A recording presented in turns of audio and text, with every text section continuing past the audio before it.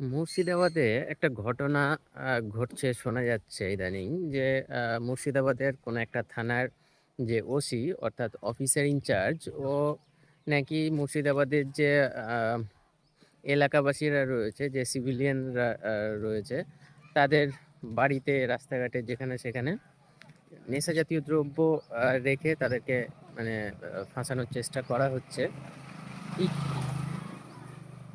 ইচ্ছাকৃতভাবে। ইচ্ছাকৃতভাবে ফাঁসানোর চেষ্টা করা হচ্ছে এবং আ বিভিন্ন জায়গায় সেটা বাড়িঘরে হোক কিংবা রাস্তাঘাটে হোক, যেখানে আ তারা সুযোগ পাচ্ছে সেখানেই এই ধরনের ব্যবহার তারা করছে। এরকম ঘটনা আ শোনা যাচ্ছে।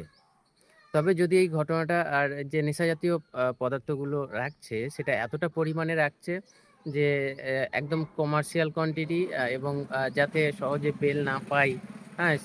সেই মতো পরিমাণ তারা নেশাজাতীয় পদার্থগুলো রাখছে এবং এমনিতেই অন্য সব মামলার থেকে এই যে আ পা নেশাজাতীয় দ্রব্যের যে মামলাগুলো অর্থাৎ এনডিপিএস কেস বলে এইগুলোকে।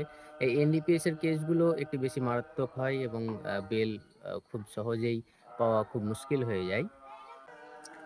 তবে এই ঘটনাটা যদি সত্যিই ঘটে থাকে তাহলে আ জিনিসটা খুবই বাজে হচ্ছে। এই যে আ মুর্শিদাবাদের যে পুলিশ প্রশাসন সেটা খুব বাজে করছে ব্যাপারটা। এবং মুর্শিদাবাদবাসীকে বলব যে, আপনাদের ঘরে যদি খাওয়ানো না থাকে তাহলে অন্তত উম আ আ সিসিটিভি ক্যামেরা নিয়ে আপনাদের বাড়ির চারপাশে সিসিটিভি ক্যামেরা লাগিয়ে রাখুন এবং আপনাদের যে সেলফোন অর্থাৎ যে স্মার্টফোন, আপনাদের হাতে যে ফোনটা রয়েছে সেইটাকে সবসময় রেডি করে রাখুন। যখনই এই ধরনের কোনো ঘটনার আ টের পাবেন, এই ঘটনা ঘটার সম্ভাবনা টের পাবেন, তখনই আপনারা ফোনটা বের করে ভিডিও করা শুরু করবেন এবং বাড়ির জন্য সিসিটিভি ক্যামেরা অবশ্যই লাগিয়ে রাখবেন। সর্বদা সতর্ক থাকুন, সুস্থ থাকুন, শুনতে থাকুন আমাকে এবং ফলো করুন advocate MH Rahman Facebook page এবং ইউটিউব চ্যানেলকে। চলুন দেখা হচ্ছে অন্য কোনো ভিডিওতে। ততক্ষণ পর্যন্ত ধন্যবাদ।